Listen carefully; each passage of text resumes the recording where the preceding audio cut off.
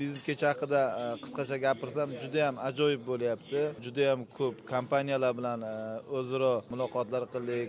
Savdo sanoat palatasiga rahmat. Har bir o'tirgan stolimizga tilni bilmagan tadbirkorlarimiz bo'lishi mumkin va qiynaladi, bari o'shanaqa sharoit bor, hamma imkoniyat bor. Hozirda o'ziga bizlar bir nechta tadbirkorlar bilan gaplashdik. Tibbiyot yo'nalishi bo'yicha, aynan turizm yo'nalishi bo'yicha investor topib beramiz degan masalalarni ham qo'yapti. Yana qo'shimcha hamkor kerak bo'lsa, hamkor qo'yib beramiz deyapti. Yana bitta yaxshi yangilik mana shu uchrashuvda samarasi desa bo'ladi.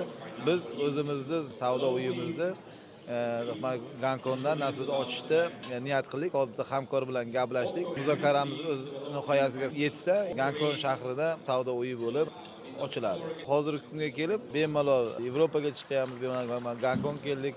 Maqsadimiz nima? Maqsadimiz mahalliy ishlab chiqargan mahsulotlarimizni dunyoga tanitish. Bu prezidentimizning olib borayotgan siyosatlarini 100% to'g'ri ekanligini amalda isbotlab berish.